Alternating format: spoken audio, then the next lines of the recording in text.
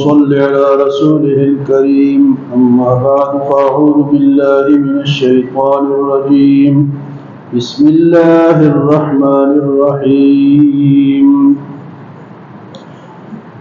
هو الذي أنزل السكينة في قلوب المؤمنين ليزدادوا إيمانا مع إيمانهم ولله جنود السماوات والأرض وكان الله عليما حكيما ليدخل المؤمنين والمؤمنات جنات تجري من تحتها الأنهار خالدين فيها ويكفر عنهم سيئاتهم وكان ذلك عند الله فوزا عظيما ويعذب المنافقين والمنافقات والمشركين والمشركات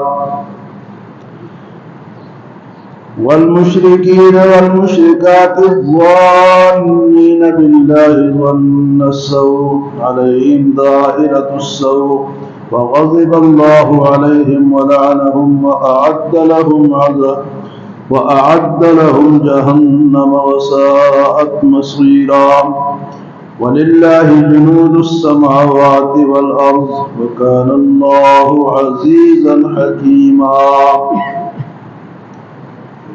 صلح حدیبیہ میں مسلمان پریشان تھے کہ جو شرائط لکھی گئی تھی وہ مسلمانوں کی زیادہ حق میں نہیں تھی، کافروں کے حق میں۔ مسلمان پریشان تھے، حتیٰ کہ حضرت عمر رضی اللہ تعالیٰ عنہ سب نے احرام پہنا ہوا تھا، عمرے کے لیے جا رہے تھے، جانور بھی ساتھ تھے، تو حضرت عمر رضی اللہ تعالیٰ عنہ اب احرام نہیں کھول رہے تھے۔ یہ شرائط جو ہے یہ ہمارے اوپر مسلط کی گئی ہے۔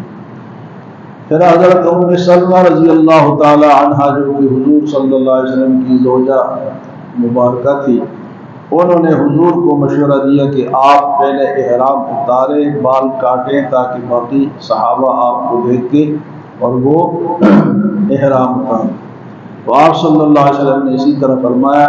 پھر سب صحابہ نے وہاں پر احرام کھول دیے، سر منڈا دیے اور جانور جو تھے وہ ذبح کر دیے۔ تو اس پریشانی کے بعد اللہ پاک فرماتے ہیں هو الذی انزل السکینۃ فی قلوب المؤمنین، اللہ تعالیٰ کی ذات وہ ذات ہے جس نے ایمان والوں کے اوپر سکینہ نازل فرمایا، اطمینان نازل فرمایا۔ تو اطمینان بھی کس کی طرف سے ہوتا ہے جی؟ اللہ کی طرف سے۔ بعض دفعہ انسان پریشان ہوتا ہے لیکن وہ اللہ کی عبادت کرتا ہے، اس کو اطمینان حاصل ہو جاتا ہے۔ تو یہ اطمینان کس کی طرف سے آتا ہے؟ اللہ کی طرف سے۔ فرمایا هو الذی انزل السکینۃ فی قلوب المؤمنین لیزدادوا ایمانا مع ایمانہم، تاکہ مسلمانوں کے دلوں کو سکون ملے اور ان کے ایمان جو ہے وہ بڑھ جائے۔ ایمان جو ہے یہ کم زیادہ ہوتا ہے، جن کا ایمان بڑا ہوا ہوتا ہے وہ نیکی کی طرف جلدی لپکتے ہیں، اور جن کا ایمان کمزور ہوتا ہے وہ برائی کی طرف جلدی لپکتے ہیں۔ فرمائیں کہ ان کا ایمان بڑھ جائے، ایمانا مع ایمانہم لیزدادوا ایمانا مع ایمانہم۔ اور پھر فرمائے وَلِلَّهِ جُنُودُ السَّمَاوَاتِ وَالْأَرْضِ، اور آسمانوں اور زمین کے جو فوجیں ہیں وہ تو اللہ کی ہیں۔ زمینی اور آسمانی فوجیں کس کی ہیں؟ اللہ کی ہیں۔ اللہ چاہے تو بغیر کسی ریگولر فوج کے مدد فرما دے، کیونکہ فرشتے اس کی فوج ہے، جنات اس کی فوج ہے، انسان اس کی فوج ہے، حتیٰ کہ چھوٹی چھوٹی مخلوقات مچھر مکھی تک جو ہے وہ بھی اس کی مخلوق ہے، اللہ تعالیٰ اس سے بھی کام لے سکتے ہیں۔ تو فرمایا وَلِلَّهِ جُنُودُ السَّمَاوَاتِ وَالْأَرْضِ، اللہ ہی کی ہے فوجیں آسمانوں کی اور زمین کی، وَكَانَ اللَّهُ عَلِيمًا حَكِيمًا، اور اللہ تعالیٰ تو علم والے ہیں اور حکمت والے ہیں۔ پھر فرمایا لِيُدْخِلَ الْمُؤْمِنِينَ وَالْمُؤْمِنَاتِ، تاکہ اللہ داخل فرمائے ایمان والے مردوں کو اور ایمان والی عورتوں کو کہاں پر؟ جنات تجری من تحتها الانہار خالدین فیہا، ایسی جنتوں میں جن کی نیچے نہریں بہتی ہیں، اور اس جنت میں یہ ایمان والے ہمیشہ ہمیشہ رہیں گے۔ لِيُدْخِلَ الْمُؤْمِنِينَ وَالْمُؤْمِنَاتِ جَنَّاتٍ تَجْرِي مِنْ تَحْتِهَا الْأَنْهَارُ خَالِدِينَ فِيهَا وَيُكَفِّرَ عَنْهُمْ سَيِّئَاتِهِمْ، اور اللہ چاہتا ہے کہ ایمان والوں کے گناہوں کو معاف کر دے۔ وَيُكَفِّرَ عَنْهُمْ سَيِّئَاتِهِمْ، یہ جو چھوٹے چھوٹے گناہ ہوتے ہیں یہ چھوٹی چھوٹی نیکیوں سے بھی ختم ہو جاتے ہیں۔ مثلا ایک آدمی ہے وہ مسجد میں آتا ہے تو ایک قدم پہ اس کے جو گناہ ہے ایک قدم پہ وہ مٹ جاتے ہیں، اور ایک قدم پہ اس کا درجہ بلند ہوتا ہے۔ سبحان اللہ کہتے ہیں تو اس سے بھی ایک گناہ مٹتا ہے، ثواب الگ ملتا ہے اور گناہ۔ تو فرمایا کہ اللہ تعالیٰ ایمان والے کے گناہوں کو معاف فرما دے، وَيُكَفِّرَ عَنْهُمْ سَيِّئَاتِهِمْ وَكَانَ عِندَ اللَّهِ فَوْزًا عَظِيمًا، اور اللہ کے نزدیک کامیابی جو ہے وہ یہ کامیابی ہے۔ کون سی کامیابی؟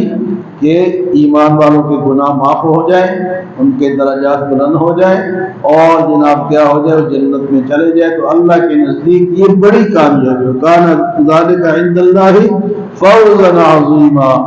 اور اس کے مقابلے میں جو کافر ہے، جو مسلمانوں کا مقابلہ کرتے ہیں، اسلام کا مقابلہ کرتے ہیں، منافق ہیں یا کافر ہیں، تو اللہ ان کے لیے فرماتے ہیں وَيُعَذِّبَ الْمُنَافِقِينَ وَالْمُنَافِقَاتِ، اور اللہ عذاب دیتا ہے منافق مرد اور منافق عورتوں کو، والمشرکین والمشرکات، اور مشرک مرد اور مشرک عورتوں کو، الظانین باللہ ظن السوء، ایسے وہ کافر یا منافق ہے جو کہ اللہ کے بارے میں برا گمان رکھتے ہیں۔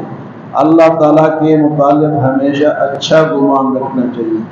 برا گمان یہ ہے کہ اللہ یہ نہیں کرے گا یا نہیں کر سکتا، اچھا گمان یہ ہے کہ اللہ تعالیٰ یہ ضرور کریں گے، ہمیں معاف کریں گے، ہماری دعاؤں کو قبول کریں گے، ہاں جی ہمیں جنت دیں گے، یہ اچھا گمان ہے۔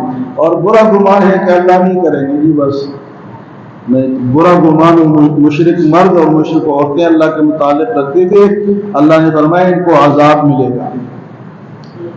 والمشرکات الظانین باللہ ظن السوء علیہم دائرۃ السوء، اور انہیں وہ جو ہے وہ ایک اس برائی کے دائرے کے اندر ہی ہیں، اسی کے اندر پھنسے ہوئے، یہی سوچتے رہتے ہیں۔ وغضب اللہ علیہم، اور ایسے منافق مرد منافق عورتیں منافق مشرک مرد مشرک، اور ان پر اللہ کا غضب بھی ہوتا ہے۔ وغضب اللہ علیہم ولعنہم، اور ان پر اللہ کی لعنت بھی ہوتی ہے۔ وأعد لهم عذاب وأعد لهم جہنم، اور ان کے لیے تو اللہ نے جہنم کو تیار کر کے رکھا ہے۔ وساءت مصیرا، اور یہ جو ہے یہ جہنم کیا ہے جی، برا ٹھکانہ ہے۔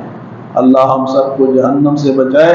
تو آج کی آیات میں فرمایا کہ ایمان والوں کو اللہ تسکین دیتا ہے، ان کے اوپر سکینہ نازل ہوتی ہے، ان کو اطمینان حاصل ہوتا ہے، اور کافروں کے لیے عذاب کا اعلان ہے، اور ایمان والوں کے لیے جنت کا اعلان ہے۔ اللہ ہمیں عمل و سمجھ کی توفیق عطا فرمائے۔